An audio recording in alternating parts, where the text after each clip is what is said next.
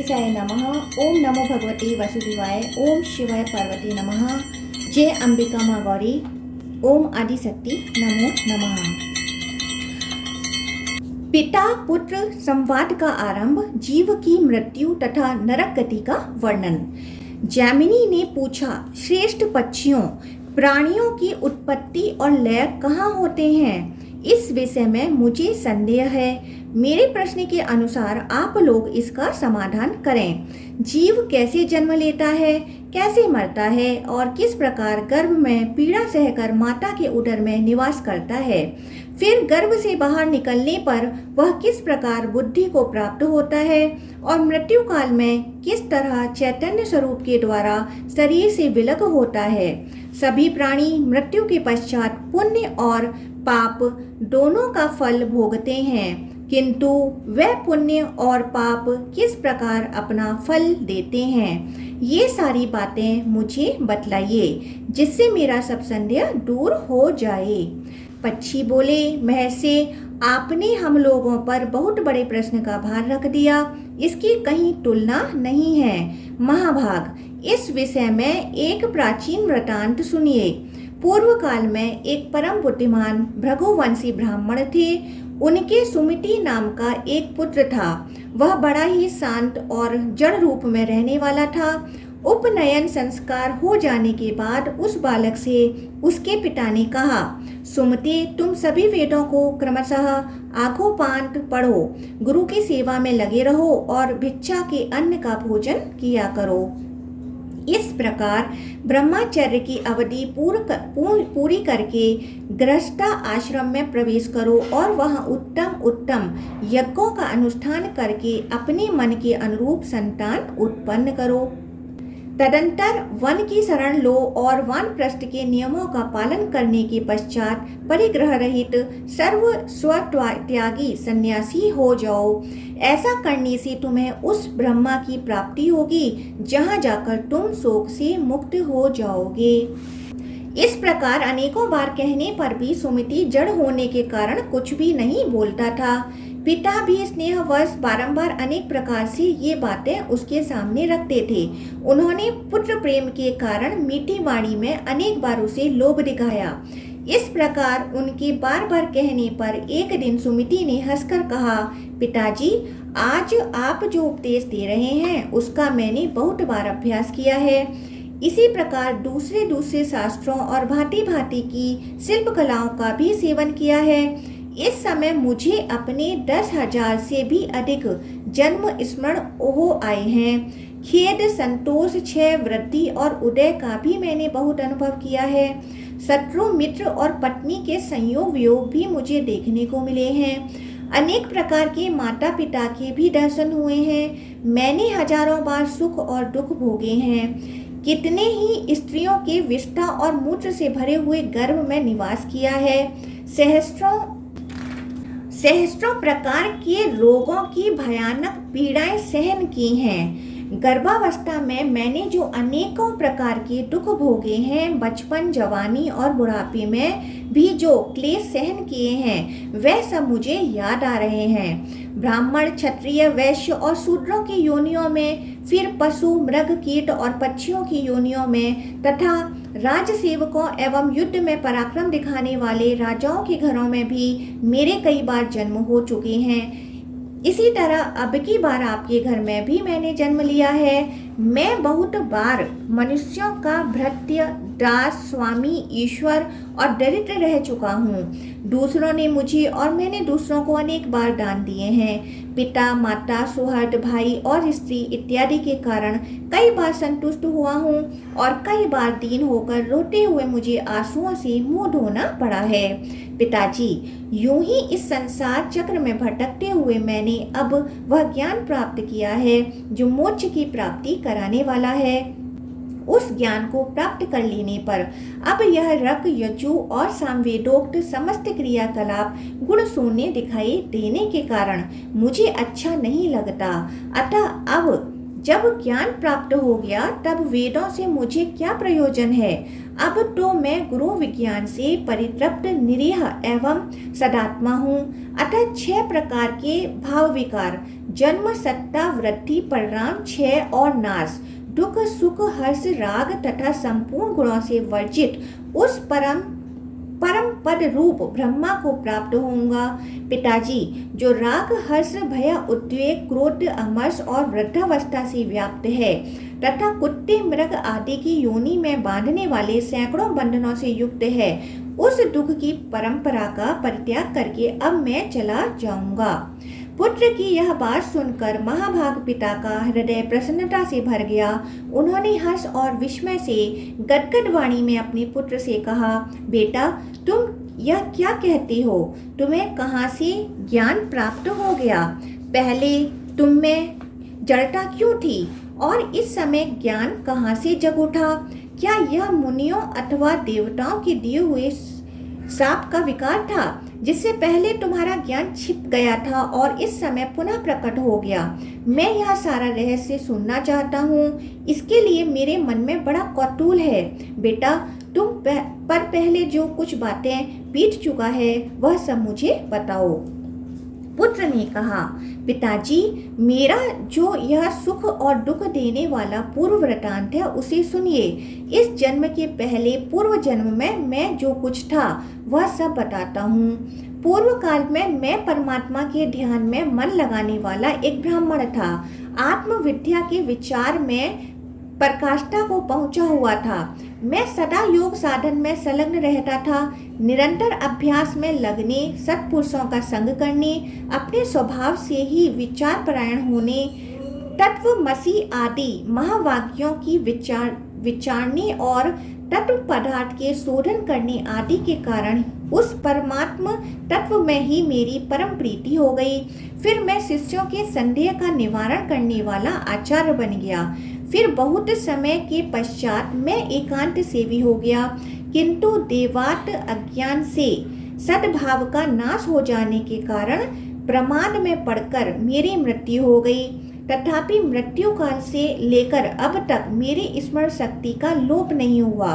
मेरे जन्मों के जितने वर्ष बीत गए हैं उस सब की स्मृति हो आई है। पिताजी, उस पूर्व जन्म के अभ्यास से ही जितेंद्रिय होकर अब फिर मैं वैसा ही यत्न करूंगा जिससे भविष्य में फिर मेरा जन्म न हो। मैंने जो दूसरों को ज्ञान दिया था उसी का यह फल है कि मुझे पूर्व जन्म की बातों का स्मरण हो आ रहा है।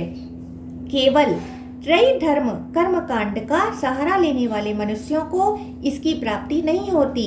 अतः मैं इस प्रथम आश्रम से ही संन्यास धर्म का आश्रय ले एकांत सेवी हो आत्मा के उद्धार के लिए यत्न करूंगा। अतः महाभाग, आपके हृदय में जो संशय है उसे कहिए, मैं उसका समाधान करूंगा। इतनी सी सेवा से भी आपकी प्रसन्नता का संपादन करके मैं पिता के ऋण से मुक्त हो सकूंगा। पक्षी कहते हैं, तब पुत्र की बात पर श्रद्धा करते हुए पिता ने उससे वही बात पूछी जो आपने अभी संसार में जन्म ग्रहण करने के संबंध में हम लोगों से पूछी है। पुत्र ने कहा, पिताजी, जिस प्रकार मैंने तत्व का बारंबार अनुभव किया है उसे बतलाता हूँ, सुनिए। यह क्षण भंगुर संसार चक्र प्रवाह रूप से अचर है, निरंतर चलते रहने वाला है, कभी स्थिर नहीं रहता। तात आपकी आज्ञा से मैं मृत्यु काल से लेकर अब तक की सब बातों का वर्णन करता हूँ। शरीर में जो गर्मी या पित्त है वह तीव्र वायु से प्रेरित होकर जब अत्यंत कुपित हो जाता है उस समय बिना ईंधन के ही उद्दीप्त हुई अग्नि की भांति बढ़कर मर्म स्थानों को विदीर्ण कर देता है। तत्पश्चात उडान नामक वायु ऊपर की ओर उठता है और खाए पिए हुए अन्न जल को नीचे की ओर जाने से रोक देता है। उस आपत्ति की अवस्था में भी उसी को प्रसन्नता रहती है जिसने पहले जल अन्न एवं रस का दान किया है। जिस पुरुष ने श्रद्धा से पवित्र किए हुए अंतकरण के द्वारा पहले अन्न दान किया है वह उस रुग्णावस्था में अन्न के बिना भी तृप्ति लाभ करता है। जिसने कभी मिथ्या भाषण नहीं किया, दो प्रेमियों के पारस्परिक प्रेम में बाधा नहीं डाली तथा जो आस्तिक और श्रद्धालु है वह सुखपूर्वक मृत्यु को प्राप्त होता है। जो देवता और ब्राह्मणों की पूजा में संलग्न रहते, किसी की निंदा नहीं करते तथा सात्विक, उदार और लज्जाशील होते हैं, ऐसे मनुष्यों को मृत्यु के समय कष्ट नहीं होता। जो कामना से, क्रोध से अथवा द्वेष के कारण धर्म का त्याग नहीं करता, शास्त्रोक्त आज्ञा का पालन करने वाला तथा सौम्य होता है, उसकी मृत्यु भी सुख से होती है। जिन्होंने कभी जल का दान नहीं किया है, उन मनुष्यों को मृत्यु काल उपस्थित होने पर अधिक जलन होती है तथा अन्न दान न करने वालों को उस समय भूख का भारी कष्ट भोगना पड़ता है। जो लोग जाड़े के दिनों में लकड़ी दान करते हैं, वह शीत के कष्ट को जीत लेते हैं। जो चंदन दान करते हैं, वह ताप पर विजय पाते हैं तथा जो किसी भी जीव को उद्वेग नहीं पहुंचाते, वह मृत्यु काल में प्राणघातिनी वेदना का अनुभव नहीं करते। मोह और अज्ञान फैलाने वाले लोग महान भय को प्राप्त होते हैं। नीच मनुष्य तीव्र वेदनाओं से पीड़ित होते रहते हैं। जो झूठी गवाही देते, झूठ बोलते, बुरी बातों का उपदेश देते और वेदों की निंदा करते हैं, वह सब लोग मूर्छाग्रस्त होकर मृत्यु को प्राप्त होते हैं। ऐसे लोगों की मृत्यु के समय यमराज के दुष्ट दूत हाथों में हथौड़ी एवं मुद्रण लिए आते हैं। वे बड़े भयंकर होते हैं और उनकी देह से दुर्गंध निकलती रहती है। उन यमदूतों पर दृष्टि पड़ते ही मनुष्य कांप उठता है और भ्राता, माता तथा पुत्रों का नाम लेकर बारंबार चिल्लाने लगता है। उस समय उसकी वाणी स्पष्ट समझ में नहीं आती। एक ही शब्द, एक ही आवाज सी जान पड़ती है। भय के मारे रोगी की आंखें झूमने लगती हैं और उसका मुख सूख जाता है। उसकी सांस ऊपर को उठने लगती है, दृष्टि की शक्ति भी नष्ट हो जाती है। फिर वह अत्यंत वेदना से पीड़ित होकर उस शरीर को छोड़ देता है और वायु के सहारे चलता हुआ वैसे ही दूसरे शरीर को धारण कर लेता है, जो रूप, रंग और अवस्था में पहले शरीर के समान ही होता है। वह शरीर माता पिता के गर्भ से उत्पन्न नहीं, कर्म जनित होता है और यातना भोगने के लिए ही मिलता है। तदंतर यमराज के दूत शीघ्र ही उसे दारुण पासों से बांध लेते हैं और डंडों की मार से व्याकुल करते हुए दक्षिण दिशा की ओर खींच ले जाते हैं। उस मार्ग पर कहीं तो कुछ जमे होते हैं, कहीं कांटे फैले होते हैं, कहीं बाम्बी की मिट्टियां जमी होती हैं, कहीं लोहे की कीलें गड़ी होती हैं और कहीं पथरीली भूमि होने के कारण वह पथ अत्यंत कठोर जान पड़ता है। कहीं जलती हुई आग की लपटें मिलती हैं तो कहीं सैकड़ों गड्ढों के कारण वह मार्ग अत्यंत दुर्गम प्रतीत होता है। कहीं सूर्य इतने तपते हैं कि उस राह से जाने वाला जीव उसकी किरणों से जलने लगता है। ऐसे पथ से यमराज के दूत उसे घसीट कर ले जाते हैं। वह दूत घोर शब्द करने के कारण अत्यंत भयंकर जान पड़ते हैं। जिस समय वह जीव को घसीट कर ले जाते हैं, सैकड़ों गीदड़ियां जुटकर उसके शरीर को नोच नोच कर खाने लगती हैं। पापी जीव ऐसे ही भयंकर मार्ग से यमलोक की यात्रा करते हैं। जो मनुष्य छाता, जूता, वस्त्र और अन्न दान करने वाले होते हैं, वह उस मार्ग पर सुख से यात्रा करते हैं। इस प्रकार अनेक प्रकार का कष्ट भोगता हुआ पाप पीड़ित जीव विवश होकर 12 दिनों में धर्मराज के नगर तक पहुंचाया जाता है। उसके यातना में शरीर के जलाए जाने पर जीव स्वयं भी अत्यंत दाह का अनुभव करता है।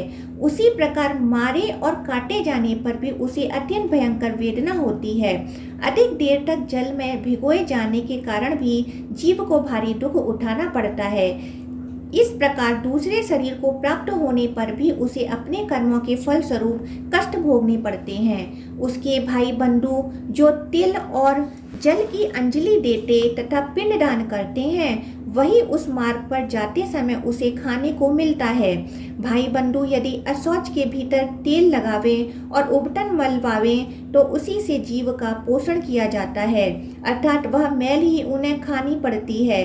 अतः ये वस्तुएं वर्जित हैं। इसी प्रकार बांधवगण जो कुछ खाते पीते हैं वह मृतक जीव को मिलता है, अतः उन्हें भोजन की शुद्धि पर भी ध्यान रखना चाहिए। यदि भाई बंधु भूमि पर शयन करें तो उससे जीव को कष्ट नहीं होता और यदि वे उसके निमित्त दान करें तो उससे मृत जीव को बड़ी तृप्ति होती है। यमदूत जब उसे साथ लेकर जाते हैं तो वह 12 दिनों तक अपने घर की ओर देखता रहता है उस समय पृथ्वी पर उसके निमित्त जो जल और पिंड दिए जाते हैं उन्हीं का वह उपभोग करता है। मृत्यु से 12 दिन बीतने के पश्चात यमपुरी की ओर खींच कर ले जाया जाने वाला जीव अपने सामने यमराज के नगर को देखता है, जो बड़ा ही भयानक है। उस नगर में पहुंचने पर उसे मृत्यु काल और अंत तक आदि के बीच में बैठे हुए यमराज का दर्शन होता है, जो कच्चल राशि के समान काले हैं और अत्यंत क्रोध से लाल लाल आंखें किए रहते हैं। दाढ़ों के कारण उनका मुख बड़ा विकराल दिखलाई पड़ता है। टेढ़ी भौं से युक्त उनकी आकृति बड़ी भयंकर है। वे कुरूप, भीषण और टेढ़े मेढ़े सैकड़ों रोगों से घिरे रहते हैं। उनकी भुजाएं विशाल हैं। उनके एक हाथ में यमदंड और दूसरे में पास है। देखने में वे बड़े भयानक प्रतीत होते हैं। पापी जीव उन्हीं की बताई हुई शुभाशुभ गति को प्राप्त होता है। झूठी गवाही देने और झूठ बोलने वाला मनुष्य रौरव नरक में जाता है। अब मैं रौरव का स्वरूप बतलाता हूँ, आप ध्यान देकर उसे सुने। रौरव नरक की लंबाई चौड़ाई 2000 योजन की है। वह एक गड्ढे के रूप में है, जिसकी गहराई घुटनों तक की है। वह नरक अत्यंत दुस्तर है। उसमें भूमि के बराबर तक अंग राशि बिछी रहती है। उसके भीतर की भूमि दहकते हुए अंगारों से बहुत तपी होती है। सारा नरक तीव्र वेग से प्रज्वलित होता रहता है। उसी के भीतर यमराज के दूत पापी मनुष्य को डाल देते हैं।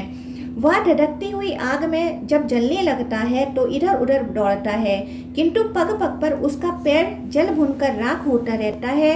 वह दिन रात में कभी एक बार पैर उठाने और रखने में समर्थ होता है। इस प्रकार सहस्रों योजन पार करने पर वह उससे छुटकारा पाता है।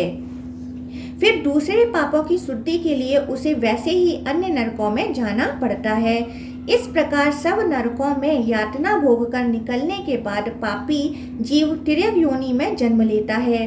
क्रमशः कीड़े मकोड़े, पतंग, हिंसक जीव, मच्छर, हाथी, वृक्ष आदि, गौ, अश्व तथा अन्य दुखदायिनी पाप योनियों में जन्म धारण करने के पश्चात वह मनुष्य योनि में आता है। उसमें भी वह कुरूप, कुबड़ा, नाटा और चांडाल आदि होता है। फिर अवशिष्ट पाप और पुण्य से युक्त हो वह क्रमशः ऊंचे चढ़ने वाली योनियों में जन्म लेता है। शूद्र, वैश्य, क्षत्रिय, ब्राह्मण, देवता तथा इंद्र आदि के रूप में उत्पन्न होता है। इस प्रकार पाप करने वाले जीव नरकों में नीचे गिरते हैं। अब पुण्य आत्मा जीव जिस प्रकार यात्रा करते हैं उसको सुनिए। वे पुण्य आत्मा मनुष्य धर्मराज की बताई हुई पुण्यमयी गति को प्राप्त होते हैं। उनके साथ गंधर्व गीत गाते चलते हैं। अप्सराएं नृत्य करती रहती हैं तथा वे भांति भांति के दिव्य आभूषणों से सुशोभित हो सुंदर विमानों पर बैठकर यात्रा करते हैं। वहां से पृथ्वी पर आने पर वे राजाओं तथा अन्य महात्माओं के कुल में जन्म लेते और सदाचार का पालन करते हैं। वहां उन्हें श्रेष्ठ भोग प्राप्त होते हैं। तदंतर शरीर त्यागने के बाद वे पुनः स्वर्ग आदि ऊपर के लोकों में जाते हैं। ऊपर के लोकों में होने वाली गति को आरोहणी कहते हैं। फिर वहां से पुण्य भोग के पश्चात जो मृत्यु लोक में उतरना होता है वह अवरोहणी गति है। इस अवरोहणी गति को प्राप्त होने पर मनुष्य फिर पहले की भांति आरोहणी गति को प्राप्त होते हैं। ब्रह्म से जीव की जिस प्रकार मृत्यु होती है वह सब प्रसंग मैंने आपसे कह सुनाया। अब जिस तरह जीव गर्भ में आता है उस विषय का वर्णन सुनिए। जीव के जन्म का वृतांत तथा महारौरव आदि नरकों का वर्णन। पुत्र कहता है, पिताजी, मनुष्य स्त्री सहवास के समय गर्भ में जो वीर्य स्थापित करता है वह स्त्री के रज में मिल जाता है। नरक अथवा स्वर्ग से निकलकर आया हुआ जीव उसी रजवीर्य का आश्रय लेता है। जीव से व्याप्त होने पर वह दोनों बीज स्त्री और पुरुष दोनों के रजवीर्य स्थिर हो जाते हैं। फिर वह क्रमशः कलल, बुद्ध एवं मांसपिंड के रूप में परिणत होते हैं। जैसे बीज से अंकुर उत्पन्न होता है उसी प्रकार उस मांसपिंड से विभाग पूर्वक 5 अंग प्रकट होते हैं। फिर उन अंगों से अंगुली, नेत्र, नासिका, मुख, कान आदि प्रकट होते हैं। इसी प्रकार अंगुली आदि से नख आदि की उत्पत्ति होती है। फिर त्वचा में रोम और मस्तक पर बाल उगाते हैं। जीव के शरीर की वृद्धि के साथ ही स्त्री का गर्भ कोष भी बढ़ता है। जैसे नारियल का फल अपने आवरण कोष के साथ ही बढ़ता है, उसी प्रकार गर्भस्थ शिशु भी गर्भ कोष के साथ ही वृद्धि को प्राप्त होता है। उसका मुख नीचे की ओर होता है। दोनों हाथों को घुटनों और पसलियों के नीचे रखकर वह बढ़ता है। हाथ के दोनों अंगूठे दोनों घुटनों के ऊपर होते हैं और अंगुलियां उनके अग्रभाग में रहती हैं। उन घुटनों के पृष्ठ भाग में दोनों आंखें रहती हैं और नासिका उनके मध्य भाग में होती है। दोनों चूतर व एड़ियों पर टिके होते हैं। दोनों बाहें और पिंडलियां बाहरी किनारे पर रहती हैं। इसी स्थिति में स्त्री के गर्भ में रहने वाला जीव क्रमशः वृद्धि को प्राप्त होता है। गर्भस्थ शिशु की नाभि में एक नाल बंधी होती है जिसे आप्यायनी नाड़ी कहते हैं। इसी प्रकार वह नाल स्त्री की आंत के छिद्र में भी जुड़ी होती है। स्त्री जो कुछ खाती पीती है वह उस नाड़ी के ही मार्ग से गर्भस्थ शिशु के भी उदर में पहुंचता है। उसी से शरीर का पोषण होते रहने से जीव क्रमशः वृद्धि को प्राप्त होता है। उस गर्भ में उसे अनेक जन्मों की बातें याद आती हैं, जिससे व्यथित होकर वह इधर उधर फिरता और निर्वेद खेद को प्राप्त होता है। अपने मन में सोचता है, अब इस उदर से छुटकारा पाने पर मैं फिर ऐसा कार्य नहीं करूंगा, बल्कि इस बात के लिए चेष्टा करूंगा कि मुझे फिर गर्भ के भीतर न आना पड़े। सैकड़ों जन्मों के दुखों का स्मरण करके वह इसी प्रकार चिंता करता है। देव की प्रेरणा से पूर्व जन्मों में उसने जो जो क्लेश भोगे होते हैं वे सब उसे याद आ जाते हैं। तत्पश्चात काल क्रम से वह अधोमुख जीव जब 9वें या 10वें महीने का होता है तब उसका जन्म हो जाता है। गर्भ से निकलते समय वह प्राजापत्य वायु से पीड़ित होता है और मन ही मन दुख से व्यथित हो रोते हुए गर्भ से बाहर आता है। उदर से निकलने पर असह्य पीड़ा के कारण उसे मूर्छा आ जाती है। फिर वायु के स्पर्श से वह सचेत होता है। तदंतर भगवान विष्णु की मोहिनी माया उसको अपने वश में कर लेती है। उससे मोहित हो जाने के कारण उसका पूर्व ज्ञान नष्ट हो जाता है। इस प्रकार ज्ञान भ्रष्ट हो जाने पर वह जीव पहले तो बाल्यावस्था को प्राप्त होता है, फिर क्रमशः कौमारावस्था, यौवनावस्था और वृद्धावस्था में प्रवेश करता है। इसके बाद मृत्यु को प्राप्त होता है और मृत्यु के बाद फिर जन्म लेता है। इस प्रकार इस संसार चक्र में वह घटी यंत्र रहट की भांति घूमता रहता है। कभी स्वर्ग में जाता है, कभी नरक में, कभी इस संसार में पुनः जन्म लेकर अपने कर्मों को भोगता है। कभी कर्मों का भोग समाप्त होने पर थोड़े ही समय में मरकर परलोक में चला जाता है। कभी स्वर्ग में नरक को प्राय भोग चुकने के बाद थोड़े से शुभाशुभ कर्म शेष रहने पर इस संसार में जन्म लेता है। नार के जीव घोर दुखदायी नरकों में गिराए जाते हैं। स्वर्ग में भी ऐसा दुख होता है जिसकी कहीं तुलना नहीं है। स्वर्ग में पहुंचने के बाद ही मन में इस बात की चिंता बनी रहती है कि पुण्य क्षय होने पर हमें यहाँ से नीचे गिरना पड़ेगा। साथ ही नरक में पड़े हुए जीव को देखकर महान दुख होता है कि कभी हमें भी ऐसी ही दुर्गति भोगनी पड़ेगी। इस बात से दिन रात अशांति बनी रहती है। गर्भवास में तो भारी दुख होता ही है। योनि से जन्म लेते समय भी थोड़ा क्लेश नहीं होता। जन्म लेने के पश्चात बाल्यावस्था और वृद्धावस्था में भी दुख ही दुख भोगना पड़ता है। जवानी में भी काम, क्रोध और ईर्ष्या से बंधे रहने के कारण अत्यंत दुस्सह कष्ट उठाना पड़ता है। बुढ़ापे में तो अधिकांश दुख ही होता है। मरने में भी सबसे अधिक दुख है।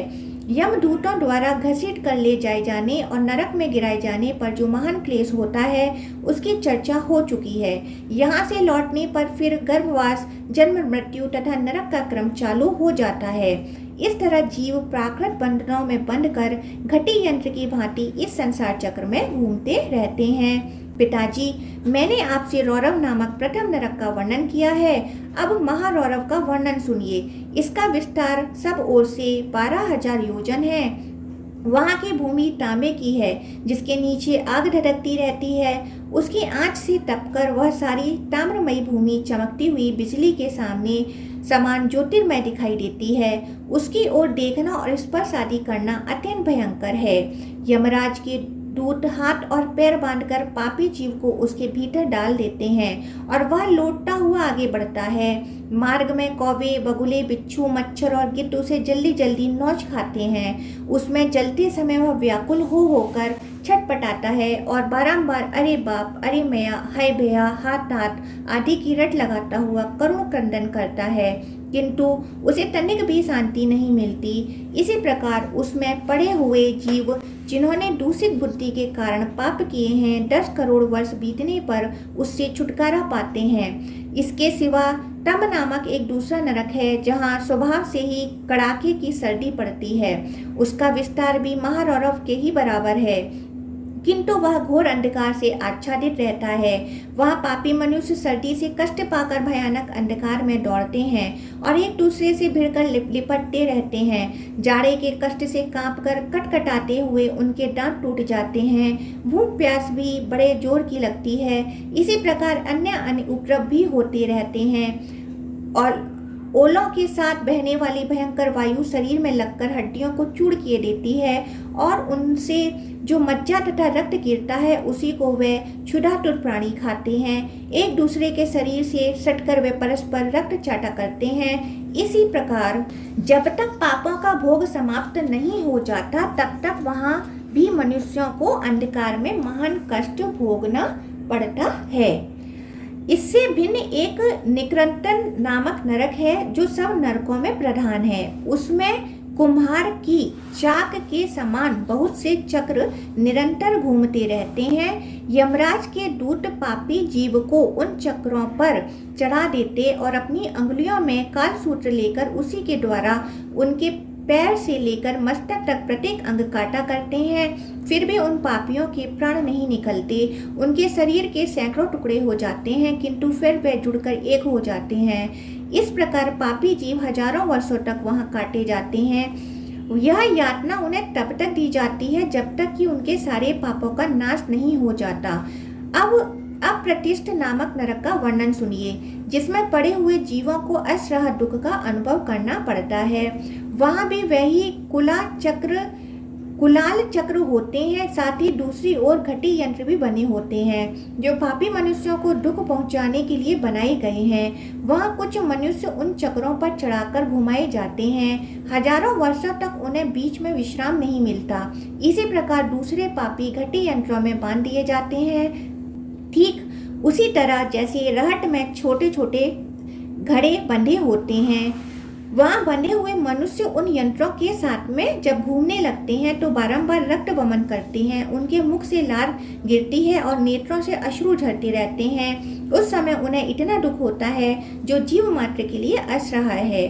अब असी पत्रवन नामक अन्य नरक का वर्णन सुनिए, जहाँ 1000 योजन तक की भूमि प्रज्वलित अग्नि से आच्छादित रहती है तथा ऊपर से सूर्य की अत्यंत भयंकर एवं प्रचंड किरणें ताप देती हैं, जिनसे उस नरक में निवास करने वाले जीव सदा संतप्त होते रहते हैं। उसके बीच में एक बहुत ही सुंदर वन है जिसके पत्ते चिकने जान पड़ते हैं, किंतु वह सभी पत्ते तलवार की तीखी धार के समान हैं। उस वन में बड़े बलवान कुत्ते भौंकते रहते हैं जो 10,000 की संख्या में सुशोभित होते हैं। उनके मुख और डाढ़ें बड़ी बड़ी होती हैं। वे व्याघ्रों के समान भयानक प्रतीत होते हैं। वहाँ की भूमि पर जो आग बिछी होती है उससे जब दोनों पैर जलने लगते हैं तब वहाँ गए हुए पापी जीव हाय माता, हाय पिता आदि कहते हुए अत्यंत दुखित होकर कराहने लगते हैं। उस समय तीव्र पिपासा के कारण उन्हें बड़ी पीड़ा होती है। फिर अपने सामने शीतल छाया से युक्त असी पत्रवन को देखकर वे प्राणी विश्राम की इच्छा से वहां जाते हैं। उनके वहां पहुंचने पर बड़े जोर की हवा चलती है जिससे उनके ऊपर तलवार के समान तीखे पत्ते गिरने लगते हैं। उनसे आहत होकर वे पृथ्वी पर जलते हुए अंगारों के ढेरों में गिर पड़ते हैं। वह आग अपनी लपटों से सर्वत्र व्याप्त हो संपूर्ण भूतल को चाटती हुई सी जान पड़ती है। इसी समय अत्यंत भयानक कुत्ते वहां तुरंत ही दौड़ते हुए आते हैं और रोते हुए पापियों के सब अंगों को टुकड़े टुकड़े कर डालते हैं। पिताजी, इस प्रकार मैंने आपसे यह असी पत्रवन का वर्णन किया है। अब इससे भी अत्यंत भयंकर तप्त कुंभ नामक जो नरक है उसका हाल सुनिए। वहाँ चारों ओर आग की लपटों से घिरे हुए बहुत से लोहे के घड़े मौजूद हैं जो खूब तपे होते हैं। उनमें से किन्हीं में तो प्रज्वलित अग्नि की आंच से खौलता हुआ तेल भरा रहता है और किन्हीं में तपाए हुए लोहे का चूर्ण होता है। यमराज के दूत पापी मनुष्यों को उनका मुंह नीचे करके उन्हीं घड़ों में डाल देते हैं। वहां पड़ते ही उनके शरीर टूट फूट जाते हैं। शरीर की मज्जा का भाग गलकर पानी हो जाता है। कपाल और नेत्रों की हड्डियां चटक कर फूटने लगती हैं। भयानक दर्द उनके अंगों को नोच नोच कर टुकड़े टुकड़े कर देते हैं और फिर उन टुकड़ों को उन्हीं घड़ों में डाल देते हैं। वहां वे सभी टुकड़े सींच कर तेल में मिल जाते हैं। मस्तक, शरीर, स्नायु, मांस, त्वचा और हड्डियां सभी गल जाती हैं। तदंतर यमराज के दूत करछुल से उलट पुलट कर खौलते हुए तेल में उन पापियों को अच्छी तरह मथते हैं। पिताजी, इस प्रकार यह तप्त कुंभ नामक नरक की बात मैंने आपको विस्तार पूर्वक बतलाई है। जनक यमदूत संवाद भिन्न भिन्न पापों से विभिन्न नरकों की प्राप्ति का वर्णन। पुत्र सुमिति कहता है, पिताजी, इससे पहले 7वें जन्म में मैं एक वैश्य के कुल में उत्पन्न हुआ था। उस समय पौसली पर पानी पीने को जाती हुई गौओं को मैंने वहां जाने से रोक दिया था। उस पाप कर्म के फल से मुझे अत्यंत भयंकर नरक में जाना पड़ा, जो आग के लपटों के कारण घोर दुखदायी प्रतीत होता था। उसमें लोहे की सी चोंच वाले पक्षी भरे पड़े थे। वहां पापियों के शरीर को कोल्हू में पैरने के कारण जो रक्त की धारा बहती थी, उससे कीचड़ जम गई थी और काटे जाने वाले दुष्कर्मियों की नरक में पड़ने से सब ओर घोर हाहाकार मचा रहता था। उस नरक में पड़े मुझे 100 वर्ष से कुछ अधिक समय बीत गया। मैं महान ताप और पीड़ा से संतप्त रहता था। प्यास और जलन बराबर बनी रहती थी। तदंतर एक दिन सहसा सुख देने वाली ठंडी हवा चलने लगी। उस समय मैं तप्त बालू का और तप्त कुंभ नामक नरकों के बीच था। उस शीतल वायु के संपर्क से उन नरकों में पड़े हुए सभी जीवों की यातना दूर हो गई। मुझे भी उतना ही आनंद हुआ जितना स्वर्ग में रहने वालों को वहां प्राप्त होता है। यह क्या बात हो गई? यूं सोचते हुए हम सभी जीवों ने आनंद की अधिकता के कारण एक टक नेत्रों से जब चारों ओर देखा, तब हमें बड़े ही उत्तम एक नर रत्न दिखाई दिए। उनके साथ बिजली के समान कांतिमान एक भयंकर यमदूत था, जो आगे होकर रास्ता दिखा रहा था और कहता था, महाराज, इधर से आइए। सैकड़ों यातनाओं से व्याप्त नरक को देखकर उन पुरुष रत्न को बड़ी दया आई। उन्होंने यमदूत से कहा। आगंतुक पुरुष बोले, यमदूत, बताओ तो सही, मैंने कौन सा ऐसा पाप किया है जिसके कारण अनेक प्रकार की यातनाओं से पूर्ण इस भयंकर नरक में मुझे आना पड़ा है। मेरा जन्म जनक वंश में हुआ था। मैं विदेह देश में विपश्चित नाम से विख्यात राजा था और प्रजाजनों का भली भांति पालन करता था। मैंने बहुत से यज्ञ किए, धर्म के अनुसार पृथ्वी का पालन किया, कभी युद्ध में पीठ नहीं दिखाई तथा अतिथि को भी कभी निराश नहीं लौटने दिया। पितरों, देवताओं, ऋषियों और भृत्यों को उनका भाग दिए बिना कभी मैंने अन्न ग्रहण नहीं किया।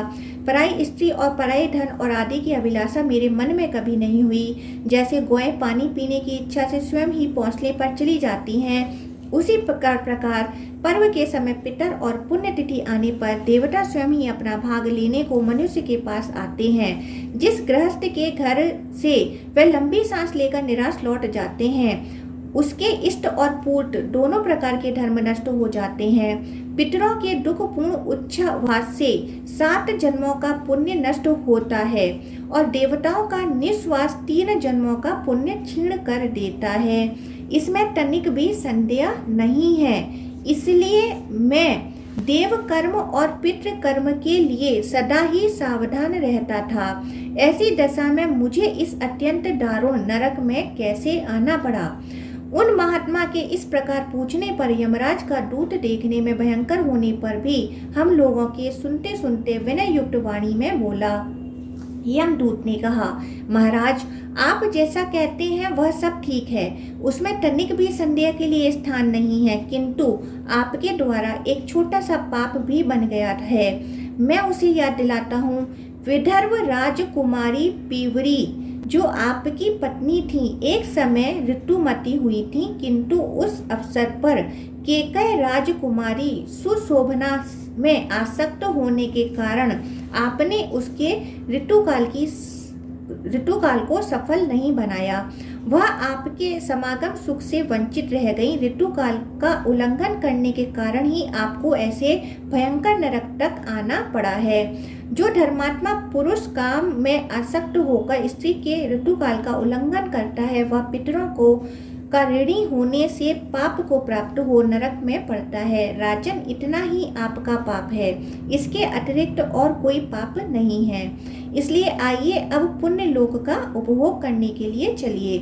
राजा बोले, देवदूत, तुम जहाँ मुझे ले चलोगे वहाँ चलूँगा, किंतु इस समय कुछ पूछ रहा हूँ, उसका तुम्हें ठीक ठीक उत्तर देना चाहिए। ये वज्र के समान चोंच वाले कोए जो इन पुरुषों की आंखें निकाल लेते हैं और फिर उन्हें नए नेत्र प्राप्त हो जाते हैं, इन लोगों ने कौन सा निंदित कर्म किया है, इस बात को बताओ। मैं देखता हूँ कोए इनकी जीभ उखाड़ लेते हैं, किंतु फिर नई जीभ उत्पन्न हो जाती है। इनके सिवा ये दूसरे लोग क्यों आरे से चीरे जाते हैं और अत्यंत धूप भोगते हैं। कुछ लोग तपाई हुई बालू का में भुने जाते हैं और कुछ लोग खौलते हुए तेल में पड़कर पक रहे हैं। लोहे के समान चोंच वाले पक्षी जिन्हें नोच नोच कर खींच रहे हैं, वे कैसे लोग हैं? ये बेचारे शरीर की नस नाड़ियों के कटने से पीड़ित हो बड़े जोर से चीखते और चिल्लाते हैं। लोहे की चोंच की आघात से इनके सारे अंगों में घाव हो गया है, जिससे इन्हें बड़ा कष्ट होता है। इन्होंने ऐसा कौन सा अनिष्ट किया है जिसके कारण ये रात दिन सताए जा रहे हैं? ये तथा और भी जो पापियों की यातनाएं देखी जाती हैं, वे किन कर्मों के परिणाम हैं? ये सब बातें मुझे पूर्ण रूप से बतलाओ। यमदूत ने कहा, राजन, मनुष्य को पुण्य और पाप बारी बारी से भोगने पड़ते हैं। भोगने से ही पाप अथवा पुण्य का क्षय होता है। लाखों जन्मों के संचित पुण्य और पाप मनुष्यों के लिए सुख दुख का अंकुर उत्पन्न करते हैं। जैसे बीज जल की इच्छा रखता है, उसी प्रकार पुण्य और पाप देश काल अन्य कर्म और कर्ता की अपेक्षा करते हैं। जैसे राह चलते समय कांटे पर पैर पड़ जाने से उसके चुभने पर थोड़ा दुख होता है, उसी प्रकार किसी भी देश काल में किया हुआ थोड़ा पाप थोड़े सुख का कारण होता है। किंतु वही पाप जब बहुत अधिक मात्रा में हो जाता है, तब पैर में सूल अथवा लोहे की कील गड़ने के समान अधिक दुख प्रदान करता है। सिर दर्द आदि दुस्सह रोगों का कारण बनता है। जैसे अपथ्य भोजन और सर्दी गर्मी का सेवन श्रम और ताप आदि का जनक होता है, उसी प्रकार भिन्न भिन्न पाप भी फल की प्राप्ति कराने में एक दूसरे की अपेक्षा रखते हैं। ऐसे ही बड़े बड़े पाप दीर्घ काल तक रहने वाले रोग और विकारों के उत्पादक होते हैं। उन्हीं से शस्त्र और अग्नि का भय प्राप्त होता है। वह ही असह पीड़ा और बंधन आदि फल प्रदान करते हैं। इस प्रकार जीव अनेक जन्मों के संचित पुण्य और पापों के फल स्वरूप सुख और दुखों को भोगता हुआ इस लोक में स्थित रहता है।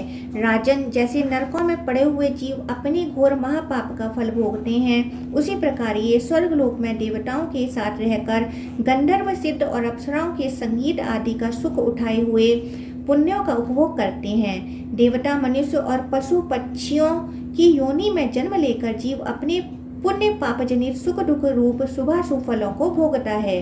राजन, आप जो यह पूछ रहे हैं कि किस किस पाप से पापियों की कौन कौन सी यातनाएं मिलती हैं, वह सब मैं आपको बतला रहा हूँ। जो नीच मनुष्य कामना और लोभ के वशीभूत हो दूसरी दृष्टि और कलुषित चित्त से पराई स्त्री और पराई धन पर आंखें गड़ाते हैं, उनकी दोनों आंखों के ये वज्र तुल्य चोंच वाले पक्षी निकाल लेते हैं और पुनः पुनः इनके नए नेत्र उत्पन्न हो जाते हैं। इन पापी मनुष्यों ने जितने निमेष तक पापपूर्ण दृष्टिपात किया है, उतने ही 1000 वर्षों तक ये नेत्र की पीड़ा भोगते हैं। जिन लोगों ने असत शास्त्र का उपदेश किया है तथा किसी को बुरी सलाह दी है, जिन्होंने शास्त्र का उल्टा अर्थ लगाया है, मुंह से झूठी बातें निकाली हैं तथा वेद देवता ब्राह्मण और गुरु की निंदा की है, उन्हीं की जीवा का ये वज्र तुल्य चोंच वाले भयंकर पक्षी उखाड़ते हैं और वह जीवा नई नई उत्पन्न होती रहती हैं। जितने निमेष तक उनके द्वारा जीवा जनित पाप हुआ होता है, उतने वर्षों तक ये कष्ट भोगना पड़ता है। जो नराधम दो मित्रों में फूट डालते हैं, पिता पुत्र में, स्वजनों में, यजमान और पुरोहित में, माता और पुत्र में, संगी साथियों में तथा पति और पत्नी में वैर डालते हैं, वही ये ओर से चीरे जा रहे हैं। आप इनकी दुर्गति देखिए, जो दूसरों को ताप देते, उनकी प्रसन्नता में बाधा पहुंचाते, पंखे, हवादार स्थान, चंदन और खस की टीम आदि का अपहरण करते हैं तथा निर्दोष व्यक्तियों को भी प्राणांतक कष्ट पहुंचाते हैं, वही ये अधम पापी हैं जो तपाई हुई बालू में पड़कर कष्ट भोगते हैं। जो ब्राह्मण किसी देव कार्य या पितृ कार्य में दूसरे के द्वारा निमंत्रित होकर भी दूसरे किसी के यहाँ श्राद्ध भोजन कर लेता है, उसके यहाँ आने पर ये पक्षी 2 टुकड़े कर डालते हैं। जो अपनी अनुचित बातों से साधु पुरुषों के मर्म पर आघात पहुंचाता है, उसको ये पक्षी अत्यंत पीड़ा देते हैं। इन्हें ऐसा करने से कोई रोक नहीं सकता। जो झूठी बातें कहकर और विपरीत धारणा बनाकर किसी की चुगली खाते हैं, उनके जीवा के इस प्रकार तेज किए हुए छुरों से 2 टुकड़े कर दिए जाते हैं। जिन्होंने उद्दंडतावश माता पिता तथा गुरुजनों का अनादर किया है, वही ये पीव, विष्ठा और मूत्र से भरे हुए गढ़ों में नीचे मुख करके डुबाए जा रहे हैं। जो लोग देवता, अतिथि, अन्य प्राणी, भृत्यवर्ग, अभ्यागत, पितर, अग्नि तथा पक्षियों को अन्न का भाग दिए बिना ही स्वयं भोजन कर लेते हैं, वही दुष्ट यहाँ पीप और गोंद चाट कर रहते हैं। उनका शरीर तो पहाड़ के समान विशाल होता है, किंतु मुख सुई की नोक के बराबर रहता है। देखिए, यही वह लोग हैं जो लोग ब्राह्मण अथवा किसी अन्य वर्ण के मनुष्य को एक पंक्ति में बिठाकर भोजन में भेद करते हैं, उन्हें यहाँ विष्ठा खाकर रहना पड़ता है। जो लोग एक समुदाय में साथ साथ आए हुए अर्थार्थी मनुष्य को निर्धन जानकर छोड़ देते और अकेले अपना अन्न भोजन करते हैं, वही यहाँ थूक और खंकार भोजन करते हैं। राजन, जिन लोगों ने झूठे हाथों से गौ, ब्राह्मण और अग्नियों का स्पर्श किया है, उन्हीं में से ये लोग यहाँ मौजूद हैं, जो जलते हुए लोहे के खम्भों पर हाथ रखकर उन्हें चाट रहे हैं। जिन्होंने स्वेच्छापूर्वक झूठे मुंह होकर भी सूर्य, चंद्रमा और तारों पर दृष्टिपात किया है, उनकी आंखों में आग रखकर यमराज के दूत उसे ढोंकते हैं। गौ, अग्नि, माता, ब्राह्मण, ज्येष्ठ, भ्राता, पिता, बहन, कुटुंब की स्त्री, गुरु तथा बड़े बूढ़ों का जो पैरों से स्पर्श करते हैं, उनके दोनों पैर यहाँ आग में तपाई हुई लोहे की बेड़ियों से जकड़ दिए जाते हैं और उन्हें अंगारे के ढेर में खड़ा कर दिया जाता है। उसमें उनके पैरों से लेकर घुटने तक का भाग जलता रहता है। जो नराधम अपने कानों से गुरु, देवता, द्विज और वेदों की निंदा सुनते हैं और उसे सुनकर प्रसन्न होते हैं, उन पापियों के कानों में ये यमराज के दूत आग में तपाई हुई लोहे की कीलें ठोक देते हैं। विलाप करने पर भी उन्हें छुटकारा नहीं मिलता। जो लोग क्रोध और लोभ के वश में होकर पौंसले, देव मंदिर, ब्राह्मण के घर तथा देवालय के सभा भवन तुड़वाकर नष्ट करा देते हैं, उनके यहाँ आने पर ये अत्यंत कठोर स्वभाव वाले यमदूत इन तीखे शस्त्रों से शरीर की खाल उधेड़ लेते हैं। उनके चीखने चिल्लाने पर भी ये दया नहीं करते। जो मनुष्य गौ, ब्राह्मण तथा सूर्य की ओर मुंह करके मलमूत्र का त्याग करते हैं, उनकी आंतों को कोई गुदा मार्ग से खींचते हैं। जो किसी एक को कन्या देकर फिर दूसरे के साथ उसका विवाह कर देता है, उसके शरीर में बहुत से घाव करके उसे खारे पानी की नदी में बहा दिया जाता है।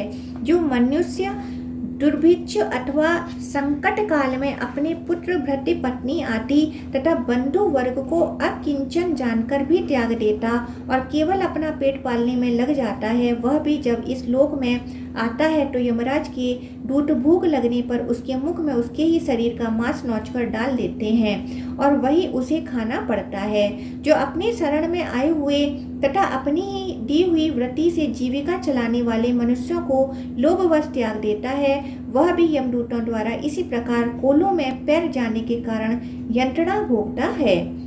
जो मनुष्य अपने जीवन भर के किए हुए पुण्य को धन के लोभ से बेच डालते हैं, वह इन्हीं पापियों की तरह चक्कियों में पीसे जाते हैं। किसी की धरोहर हड़प लेने वाले लोगों के सब अंग रस्सियों से बांध दिए जाते हैं और उन्हें दिन रात कीड़े, बिच्छू तथा सर्प काटते खाते रहते हैं। जो पापी दिन में मैथुन करते और पराई स्त्री को भोगते हैं, वे यहाँ भूख से दुर्बल रहते हैं। प्यास की पीड़ा से उनकी जीभ और तालू गिर जाते हैं और वह वेदना से व्याकुल हो जाते हैं। यह देखिए, सामने लोहे के बड़े बड़े कांटों से भरा हुआ सैमर का वृक्ष खड़ा है।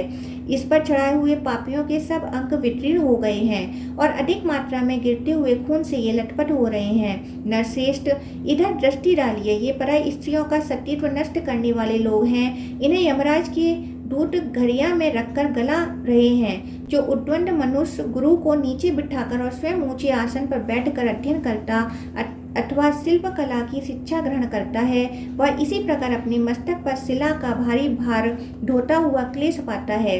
यमलोक के मार्ग में वह अत्यंत पीड़ित एवं भूख से दुर्बल रहता है और उसका मस्तक दिन रात बोझ ढोने की पीड़ा से व्यथित होता रहता है।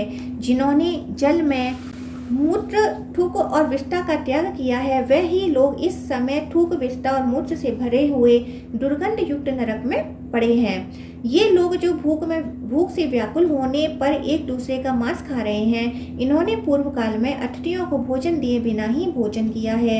जिन लोगों ने अग्निहोत्री होकर भी वेदों और वैदिक अग्नियों का परित्याग किया है, वही ये पर्वतों की चोटी से बारंबार नीचे गिराए जाते हैं। जो लोग दूसरी बार ब्याही जाने वाली स्त्री के पति होकर जीवन बिता चुके हैं, वही इस समय यहाँ कीड़े हुए हैं, जिन्हें चींटियां खा रही हैं। पतितों का दिया हुआ दान लेने, उनका यज्ञ कराने तथा प्रतिदिन उनकी सेवा में रहने से मनुष्य पत्थर के भीतर कीड़ा होकर सदा निवास करता है। जो कुटुंब के लोगों, मित्रों तथा अतिथि के देखते देखते अकेले ही मिठाई उड़ाता है, उसे यहाँ जलते हुए अंगारे चबाने पड़ते हैं। राजन, इस पापी ने लोगों की पीठ का मांस खाया है, पीठ पीछे सबकी बुराई की है, इसलिए भयंकर भेड़िए प्रतिदिन इसका मांस खा रहे हैं।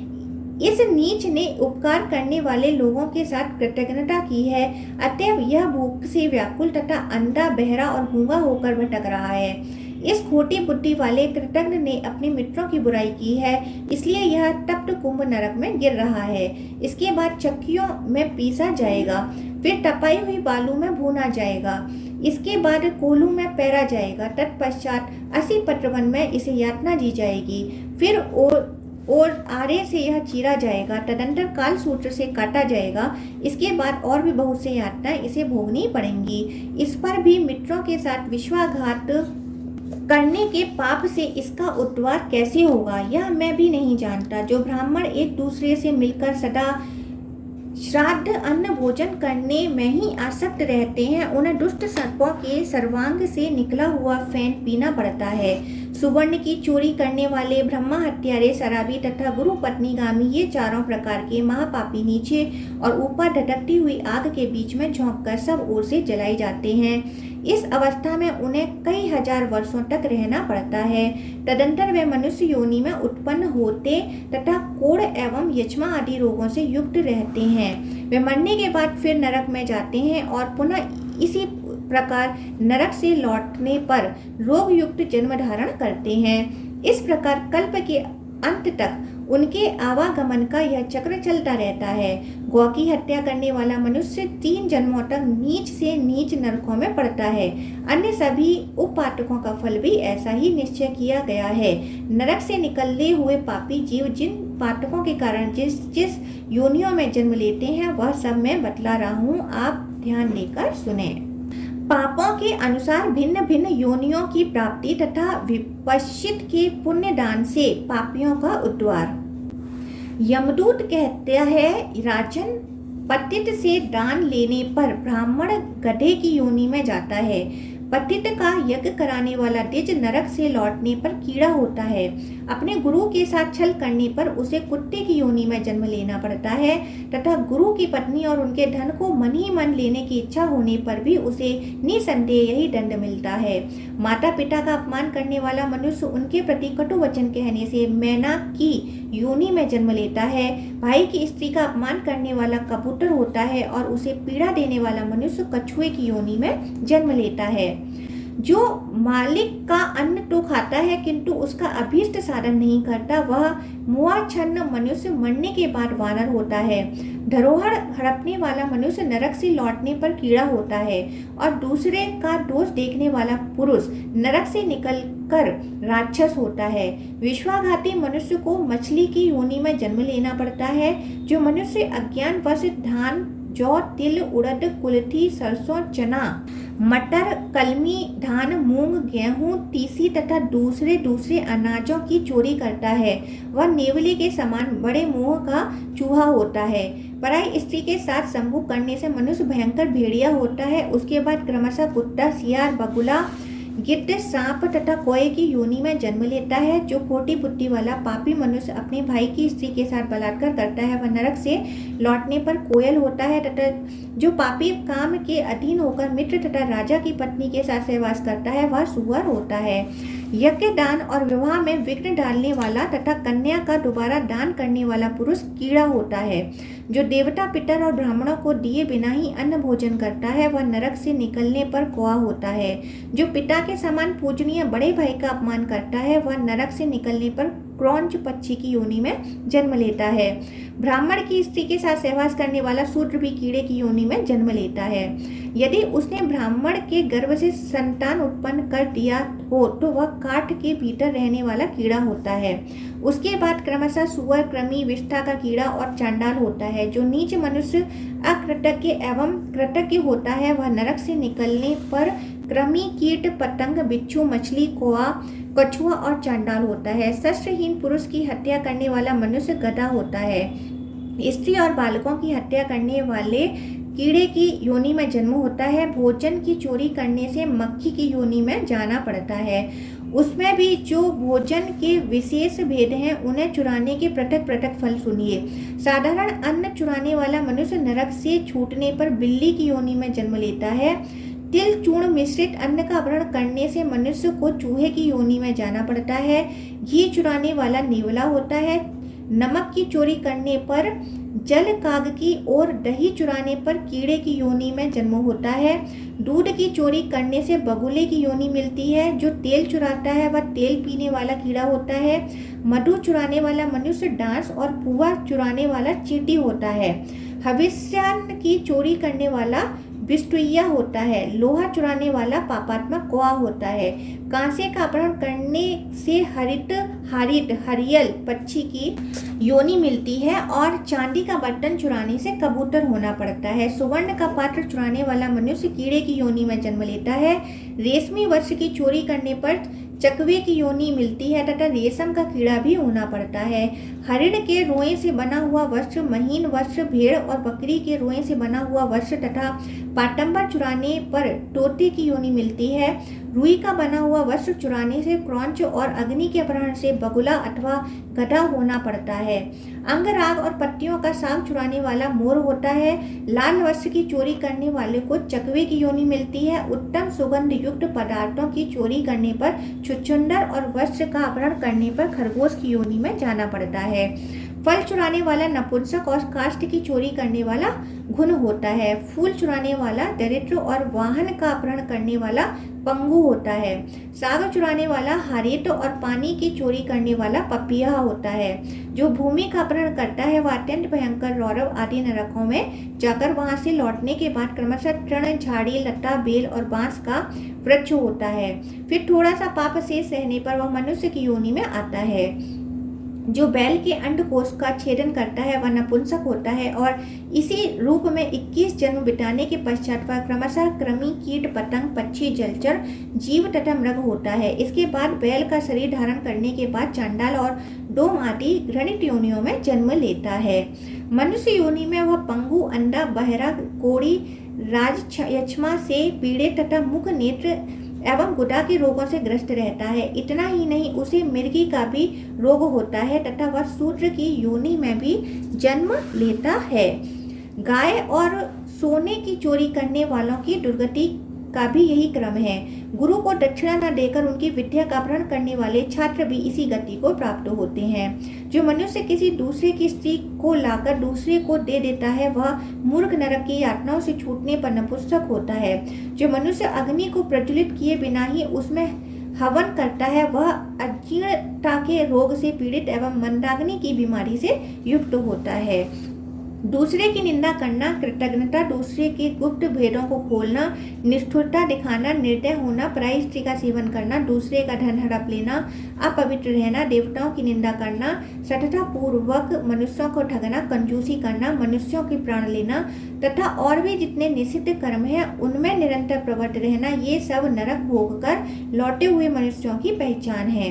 ऐसा जानना चाहिए। जीवों पर दया करना, अच्छे वचन बोलना, परलोक के लिए पुण्य कर्म करना, सत्य बोलना, संपूर्ण भूतों के लिए हितकारक वचन कहना वेद स्वतः प्रमाण है। ऐसी दृष्टि रखना, गुरु देवता ऋषि सिद्ध और महात्माओं का सत्कार करना, साधु पुरुषों के संग में रहना, अच्छे कर्मों का अभ्यास करना, सबके प्रति मित्र भाव रखना तथा और भी जो उत्तम धर्म से संबंध रखने वाले कार्य हैं वह सब स्वर्ग से लौटे हुए पुण्यात्मा पुरुषों के चिन्ह हैं। ऐसा बुद्धिमान पुरुषों को समझना चाहिए। राजन, अपने अपने कर्मों का फल भोगने वाले पुण्यात्मा और पापियों से संबंध रखने वाली ये सब बातें मैंने आपको संक्षेप से बताई हैं। अच्छा, अब यह आप बताइए, आइए अन्यत्र चलें। इस समय यहाँ सब कुछ आपने देख लिया। पुत्र कहता है, पिताजी। तदंतर राजा विपश्चित यमदूत को आगे करके वहां से जाने को उद्यत हुए। यह देख यातना में पड़े हुए सभी मनुष्यों ने चिल्लाकर कहा, महाराज हम पर कृपा कीजिए, 2 घड़ी और ठहर जाइए। आपके शरीर को छूकर बहने वाली वायु हमारे चित्त को आनंद प्रदान करती है और समस्त शरीरों में संताप, वेदना और बाधाएं हैं उनका नाश किए देती है। अतः नरश्रेष्ठ महीपते, हम पर अवश्य कृपा कीजिए। उनकी यह बात सुनकर राजा ने यमदूत से पूछा, मेरे रहने से इन्हें आनंद क्यों कर प्राप्त होता है? मैंने मृत्यु लोक में रहकर कौन सा महान पुण्य कर्म किया है जिससे इन लोगों पर आनंददायिनी वायु की वृष्टि हो रही है? इस बात को बताओ। यमदूत ने कहा, राजन, आपका यह शरीर पितरों, देवताओं, अतिथियों और भृत्यजनों से बचे हुए अन्न के सेवन से पुष्ट हुआ है तथा आपका मन भी इन्हीं की सेवा में संलग्न रहा है। इसलिए आपके शरीर को छूकर बहने वाली वायु आनंददायिनी जान पड़ती है और इसके लगने से इन पापियों को नरक की यातना कष्ट नहीं पहुंचाती। आपने अश्वमेघ आदि यज्ञों का विधि पूर्वक अनुष्ठान किया है, अतः आपके दर्शन से यमलोक के यंत्र, शस्त्र, अग्नि और कोय आदि पक्षी जो पीड़न, छेदन और जलन आदि महान दुख के कारण हैं, कोमल हो गए हैं। आपके तेज से इनका क्रूर स्वभाव दब गया है। राजा बोले, भद्रमुख, मेरा तो ऐसा विचार है कि पीड़ित प्राणियों को दुख से मुक्त करके उन्हें शांति प्रदान करने से जो सुख मिलता है वह मनुष्यों को स्वर्गलोक अथवा ब्रह्मालोक में भी नहीं प्राप्त होता। यदि मेरे समीप रहने से इन दुखी जीवों को नरक यातना कष्ट नहीं पहुंचाती तो मैं सूखे काठ की तरह अचल होकर यहीं रहूंगा। यमदूत ने कहा, राजन, आइए अब यहाँ से चलें। आप पापियों की इन यातनाओं को यहाँ छोड़कर अपने पुण्य से प्राप्त हुए दिव्य भोगों को उपभोग कीजिए। राजा बोले, जब तक ये लोग अत्यंत दुखी रहेंगे तब तक तो मैं यहाँ से नहीं जाऊंगा, क्योंकि मेरे निकट रहने से इन नरकवासियों को सुख मिलता है। जो शरण में आने की इच्छा रखने वाले आतुर एवं पीड़ित मनुष्य पर भले ही वह शत्रु पक्ष का ही क्यों ना हो, कृपा नहीं करता, उस पुरुष के जीवन को धिक्कार है। जिसका मन संकट में पड़े हुए प्राणियों की रक्षा करने में नहीं लगता, उसके यज्ञ, दान और तप इहलोक और परलोक में भी कल्याण के साधन नहीं होते।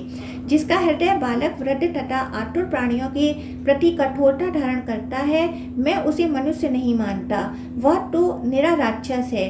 माना इनके निकट रहने से अग्नि जनित संताप का कष्ट सहना होगा, नरक की भयानक दुर्गंध का भोग करना पड़ेगा, भूख प्यास का महान दुख तो मूर्छित कर देने वाला है, भोगना पड़ेगा।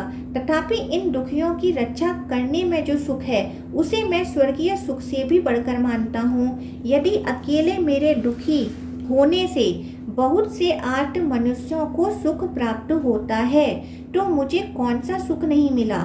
इसलिए दूत, अब तुम शीघ्र लौट जाओ, मैं यहीं रहूंगा। यमदूत ने कहा, महाराज, ये धर्मराज और इंद्र आपको लेने के लिए आए हैं, यहाँ से आपको अवश्य जाना है, अतः चलिए। धर्मराज बोले, राजन, तुमने मेरी भली भांति उपासना की है, अतः मैं तुम्हें स्वर्गलोक में ले चलता हूँ। इस विमान पर चढ़कर चलो, विलंब न करो।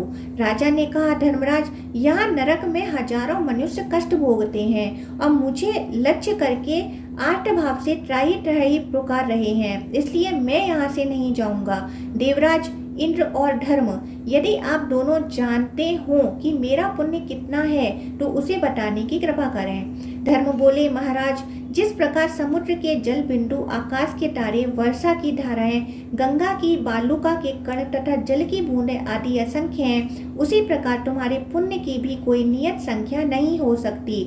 आज यहाँ इन नरक में पड़े हुए जीवों पर कृपा करने से तुम्हारा पुण्य लाखों गुना बढ़ गया। नरश्रेष्ठ, अपने इस पुण्य का फल भोगने के लिए अब देवलोक में चलो और ये पापी जीव भी नरक में रहकर अपने कर्मों का फल भोगें। राजा ने कहा, देवराज, यदि मेरे समीप में आने पर भी इन दुखी जीवों को कोई ऊंचा पद नहीं प्राप्त हुआ तो मनुष्य मेरे संपर्क में रहने की अभिलाषा क्यों करेंगे? अतः मेरा जो कुछ भी पुण्य है उसके द्वारा ये यातनाओं में पड़े हुए पापी जीव नरक से छुटकारा पा जाएं।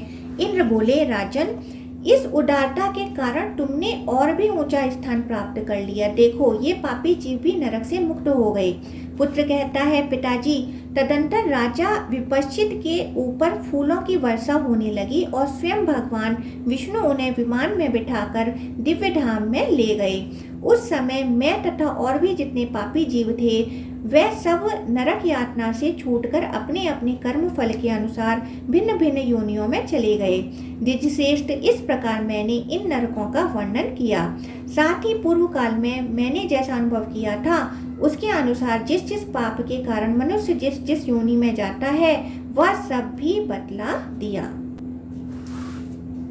ओम नमो भगवते वासुदेवाय।